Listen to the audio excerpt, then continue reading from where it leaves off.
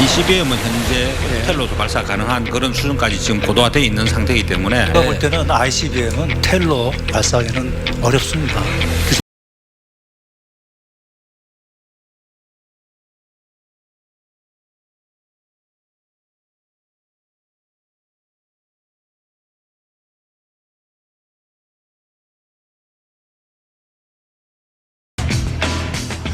북한의 ICBM 이동식 발사 능력을 두고 정부가 말을 바꾸면서 논란이 커지고 있습니다.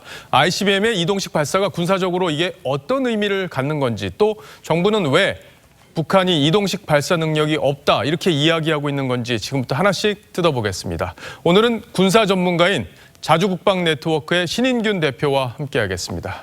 자, 어서 오십시오. 안녕하십니까. 자, 우선 궁금한 게 북한의 이동식 발사 능력, 이걸 두고 논란이 있는 건데 이 이동식이라는 게 왜 중요한 건지 이걸 좀 설명해 주십시오. 네, 일단 미사일을 발사하고 여객하는 과정을 조금 간략하게 설명해 드리겠습니다. 일단 북한이나 러시아, 중국에서 미국을 공격하려고 하면 사정거리 한 14,000km 정도 돼요. 한 30-40분이면 미국 전역을 타격할 수 있으니까 미국은 그 사이 여객을 해야 됩니다. 자, 그러면 첫 번째는 SM-3라는 것으로 이제 이지스함에서 발사를 하는데 그것을 가지고 여객을 합니다. 두 번째 이제 이게 실패하면 미니트맨-3라고 하는 우주의 대기권 밖에서 여객을 합니다. 그런데 이게 이제 좀 성공률이 좀 떨어집니다.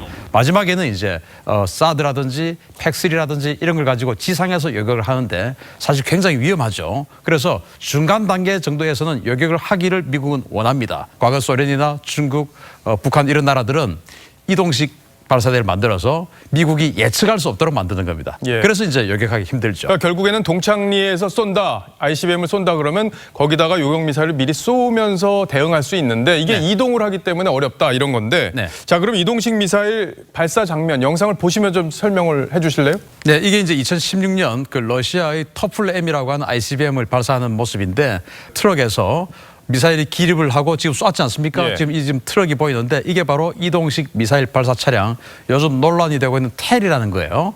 이 텔이라고 하는 것은 약자인데 바로 트랜스포터라고 하는 T, 그리고 이렉트라고 하는 기립, 그리고 이제 쏘는 것이 런처. 그래서 그것을 합해서 텔이라고 하는데 숲속에서 또는 고속도로에서 터널 앞에서 이런 식으로 쏴버리기 때문에 어디에서 쏘는 것을 예측을 하기 힘듭니다. 따라서 이러기 때문에 미국이 여객하기 힘들고 뭐 그런 상황이 되는 것이죠.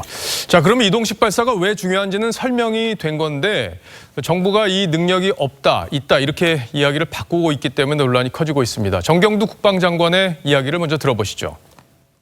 고정식 발사대나 지지대나 이런 것들을 사용을 해서 발사를 했다. 그런 차원에서 답변하신 것으로. 뭐 들어보셨지만 네. 군에서 지금 원래는 있다, 발사 능력이 있다 이렇게 얘기를 했다. 지금 아닌 걸로 좀 바뀐 상황이에요. 정부에서 이렇게 설명하고 있는 이유가 있을 것 같아요.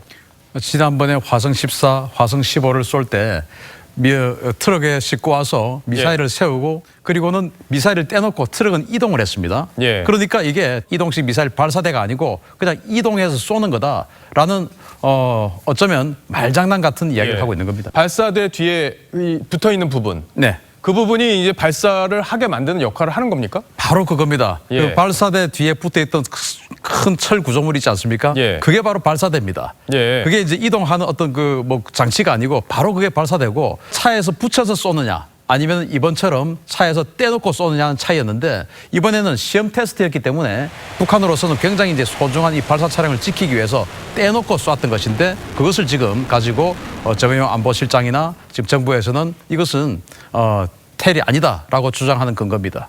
결국에는 말씀 들어보면 이동식 발사 능력이 있다고 보는 게 맞을 것 같습니다. 어쨌든 그 분리하는 것 때문에 이동식 발사가 아니라는 게 정부 설명인데 좀 옹색하게 들리긴 합니다.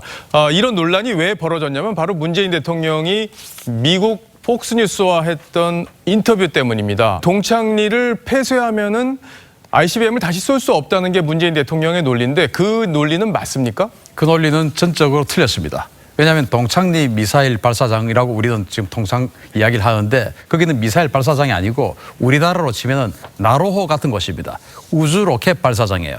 그렇기 때문에 동창리 발사장을 폐쇄한다고 해서 ICBM 능력이 사라진다라고 하는 것은 우리로 치면은 나로 우주 로켓 발사장을 없앤다고 해서 대한민국의 ICBM 능력이 사라진다라고 말하는 것과 똑같습니다. 미국 군사 전문가들은 동창리를 폐쇄하면은 ICBM 쏠 수 없다는 이 문재인 대통령의 발언에 대해서 어떻게 평가하고 있습니까? 사실은 뭐 실소를 하고 있습니다. 왜냐?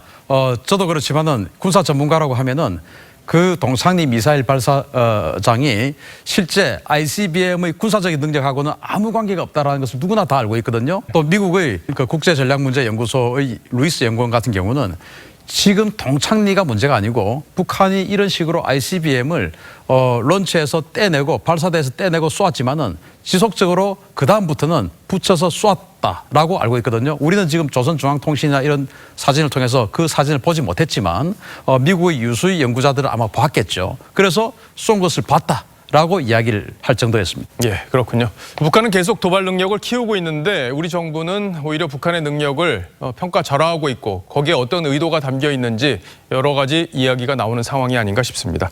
자, 지금까지 신인균 대표와 함께했습니다.